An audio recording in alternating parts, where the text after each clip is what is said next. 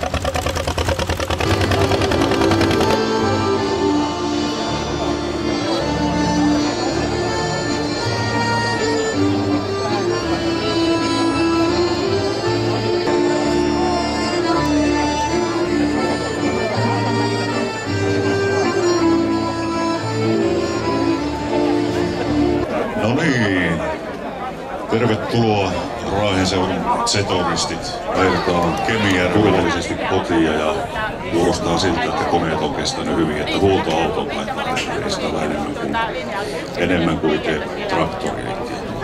Turvallista kotimatkaa ja tervetuloa uudelleen Kemijärvelle. Karilta parissa. Nyt sinä saat tulla tänne. Tule vain. Tulepa tänne ylös.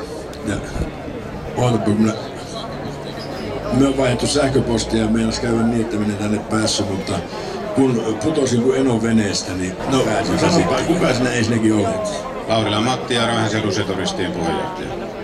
No kerro pieni kooste, mitä matkalla on tapahtunut. No sää on ollut loistavaa, että Ouluun asti niin teepaita päällä ajeltiin ja siellä oli väkiä tosi, mutta ei näin paljon Oulussakaan, mutta tämä hämmästyttää meitä suuresti.